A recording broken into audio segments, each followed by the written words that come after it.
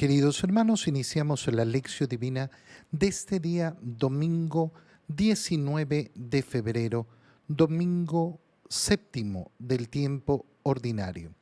Por la señal de la Santa Cruz de nuestros enemigos, líbranos, Señor Dios nuestro, en el nombre del Padre, y del Hijo, y del Espíritu Santo. Amén. Señor mío y Dios mío, creo firmemente que estás aquí, que me ves, que me oyes.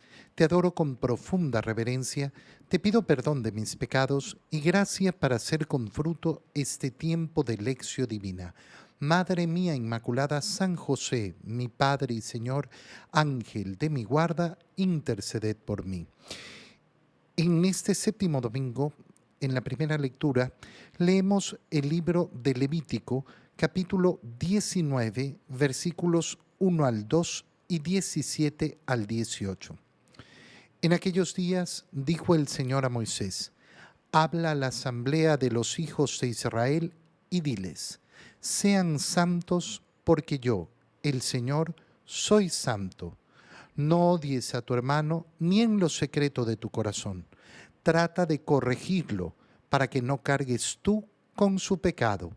No te vengues ni guardes rencor a los hijos de tu pueblo. Ama a tu prójimo como a ti mismo. Yo soy el Señor. Palabra de Dios.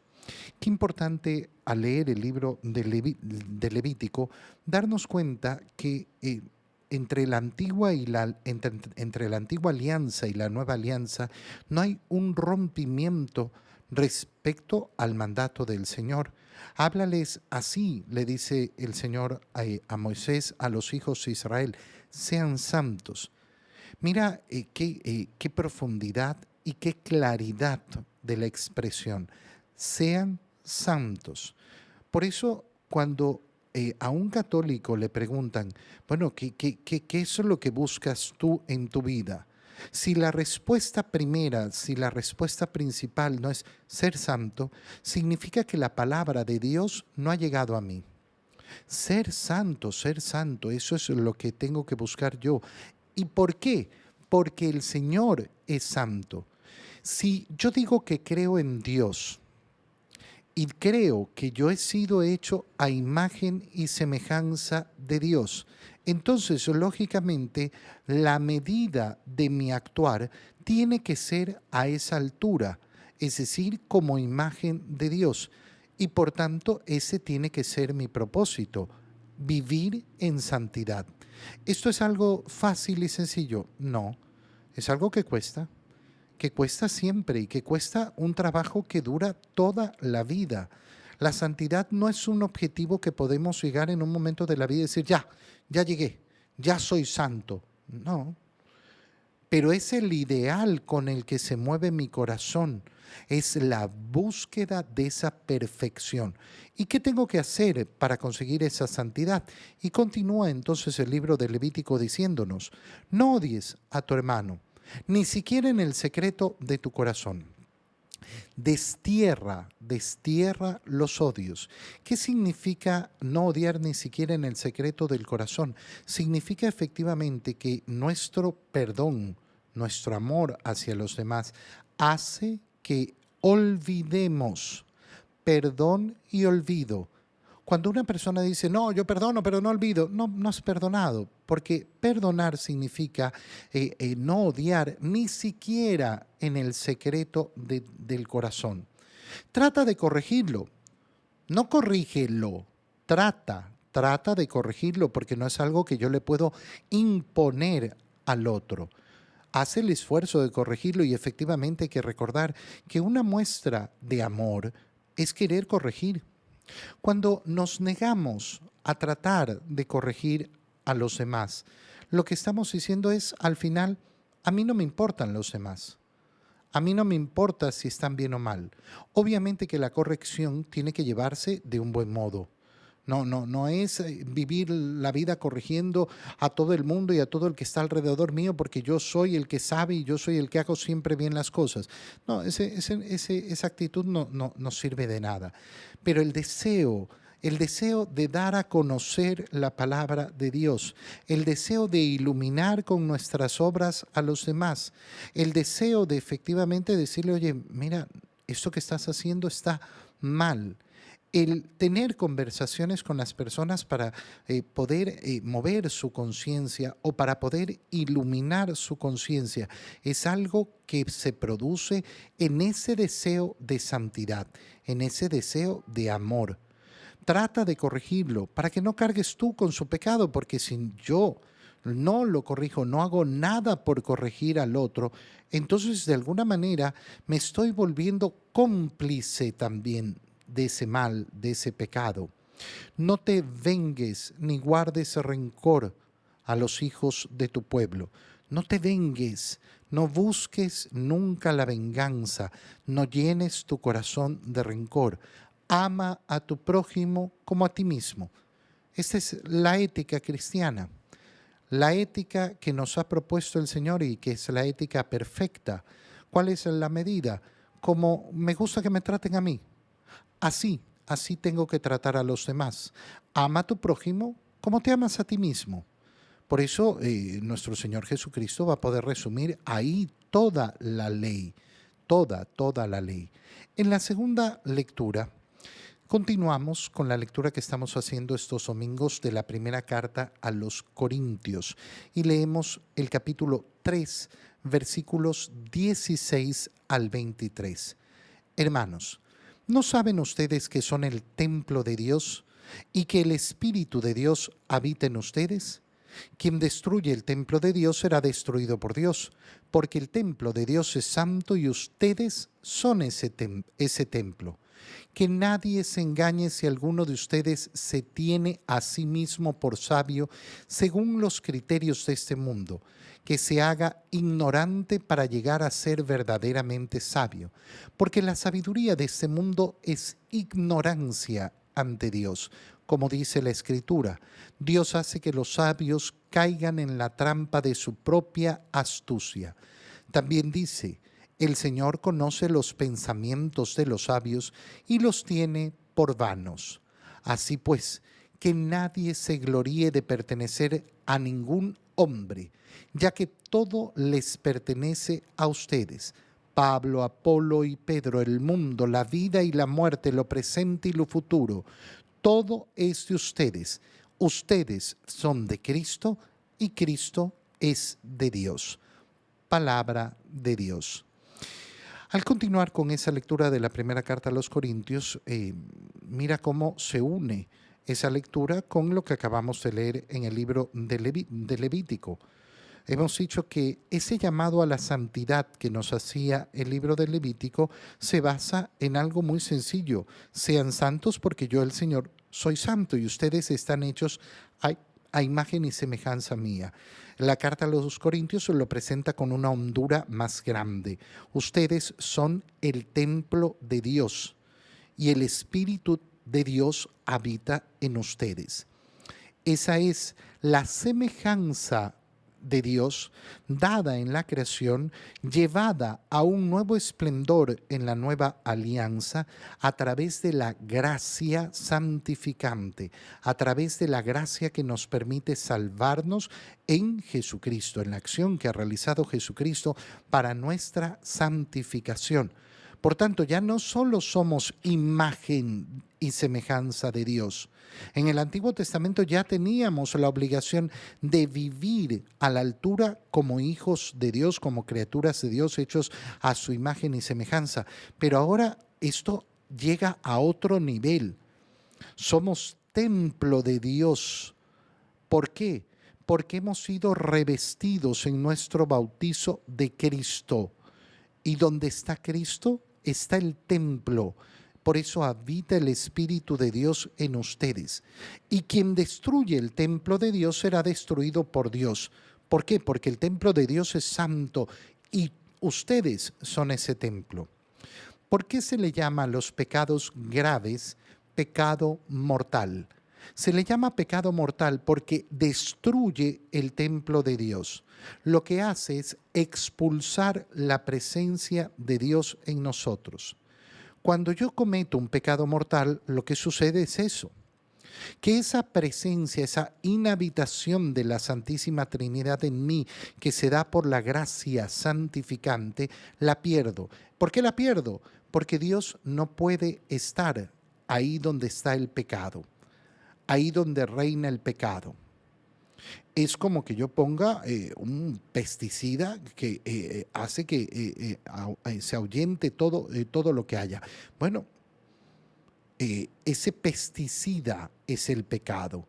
¿A quién ahuyenta? Ahuyenta la presencia de Dios, esa inhabitación de Dios en nosotros. Y ahí donde no está Dios, se ha destruido el templo. No hay un templo vacío, no existe el templo. Ah, no, bueno, sigue siendo templo de Dios, lo que pasa es que no está Dios. Si no está Dios, no hay templo. Que nadie se engañe, por tanto. Si alguno de ustedes se tiene a sí mismo por sabio según los criterios de este mundo, hágase ignorante. No, pero lo importante no es vivir en la gracia de Dios, ni confesarse, ni comulgar. Lo importante es que nos ayudemos unos a los otros. Lo importante es que yo tengo buenos sentimientos. Lo importante es que... Y todas las cosas que uno escucha continuamente de justificaciones que tienen las personas en su mente y en su corazón. Que nadie se engañe, que nadie se engañe. Ustedes, si alguno de ustedes se tiene por sabio, hágase ignorante. ¿Por qué? Porque la sabiduría de este mundo es ignorancia para Dios. Dios hace que los sabios caigan en la trampa de su propia astucia. Conoce los pensamientos de los sabios y los tiene por vanos. La gran sabiduría de este mundo no es la que nos conduce a la santidad. Es impresionante cómo por todos lados hoy en día le ofrecen a las personas el secreto para tener felicidad, el secreto para que te vaya bien en los negocios, el secreto escondido para que no sé qué, el secreto. Ay, yo quiero el secreto, yo quiero el secreto. No hay ningún secreto, hermana mío. El Evangelio no es secreto. El Evangelio puede ser conocido. La sabiduría supuesta de los sabios de este mundo no sirve de nada. Escucha la sabiduría de Dios. Que nadie se gloríe de pertenecer a ningún hombre. Ustedes tienen todo, les ha sido dado todo. Y ustedes al único al que le pertenecen es a Cristo. ¿Por qué? Porque Cristo es el único que ha pagado con su sangre por ustedes. Y Cristo es de Dios. Por tanto, yo le pertenezco a Dios. Me debo a Dios en Jesucristo, que es mi Salvador. En el Evangelio, leemos el Evangelio de San Mateo, capítulo 5, versículos 38 al 48. En aquel tiempo Jesús dijo a sus discípulos: han oído que se dijo ojo por ojo, diente por diente. Pero yo les digo que no hagan resistencia al hombre malo. Si alguno te golpea en la mejilla derecha, preséntale también la izquierda. Al que te quiera demandar en juicio para quitarte la túnica, cédele también el manto. Si alguno te obliga a caminar 1000 pasos en su servicio, camina con él 2000. Al que te pide, dale, y al que quiere que le prestes, no le vuelvas la espalda. Han oído que se dijo: ama a tu prójimo y odia a tu enemigo. Yo en cambio les digo: amen a sus enemigos, hagan el bien a los que los odian y rueguen por los que los persiguen y calumnian, para que sean hijos de su Padre Celestial, que hace salir su sol sobre los buenos y los malos, y manda su lluvia sobre los justos y los injustos.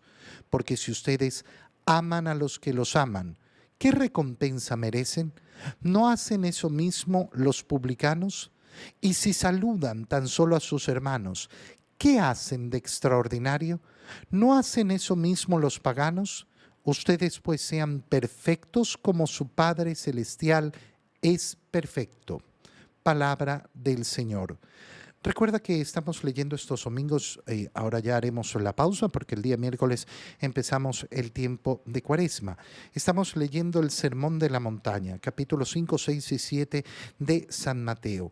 Y la semana pasada leíamos justamente cómo el Señor nos invita a darnos cuenta de que somos nosotros los que tenemos que decidir. En mis manos está la decisión. Mira qué precioso es este canto a la libertad que acabamos de escuchar. canto a la libertad más grande, más pura y más bella. ¿Qué hombre es aquel que no quiere vivir en libertad? Pero resulta que a la hora de hablar de la libertad, de la verdadera libertad, los hombres se niegan. Porque aquí está la clave de la verdadera libertad. ¿Por qué digo esto? Fíjate bien, han oído que se dijo por ojo, diente por diente. Claro, si tú me haces, yo te doy. Bueno, eso no es libertad. Eso es depender de lo que el otro hace. Si tú me pegas, yo te pego. Si tú me insultas, yo te insulto. Así a mí me hacen el mal, entonces yo les hago el mal. Estoy en mi derecho. No, mira, estás en la esclavitud del otro. El otro decide por ti. El otro decide tus acciones. Eso no se llama libertad, eso se llama esclavitud. Eso no se llama justicia, porque la justicia se va a dar ahí donde hay verdadera libertad. Pero yo les digo, no hagan resistencia al hombre malo. ¿Cómo no voy a hacer resistencia? ¿Cómo no voy a vengarme? El Señor no está diciendo que no tengamos que impedir que asalten en un lugar. No está diciendo eso. Está diciendo esas maldades que vienen a hacerte a ti, ese mal, ese insulto, ese golpe que te quieren dar. No le pongas resistencia. Si alguno te golpea en la mejilla derecha, preséntale también la izquierda. Pero ¿cómo voy a hacer eso? Amando tu libertad, decidiendo no ser esclavo del otro, decidiendo no ser esclavo del otro. Y hay que decirlo con claridad. Muchísimas personas en este mundo no son capaces de vivir a esta altura. No son capaces porque no son capaces ni siquiera de comprender, porque todo en su vida les ha dicho todo lo contrario. La sabiduría de este mundo, de la cual hablábamos en la segunda lectura, que es vana para Dios. No, pues que si a mí me pega, si a mí me tratan bien, yo soy un pan de Dios. Sigues siendo esclavo del otro. Independiente de lo que haga el otro, yo decido qué es lo que quiero hacer. Independiente de lo que haga el otro. ¿Qué significa? De manera libre, porque a mí me da la gana. No, pero me pegó. Y yo libremente decidí no pegarle. El que te quiera demandar en juicio y quitarte la túnica, cédele también el manto. Si alguno te obliga a caminar 1000 pasos en su servicio, camina 2000. Sé libre, sé libre. No, es que me obligó.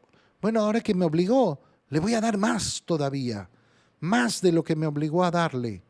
¿Por qué? Porque me niego a ser esclavo del otro, porque me niego a vivir al nivel del otro. Hay un principio fundamental que es muy fácil de entender, porque cuando éramos niños nos enseñaron las reglas de la multiplicación. ¿Y qué se nos enseñó? Que el orden de los factores no altera el producto, tanto en la suma, en la multiplicación.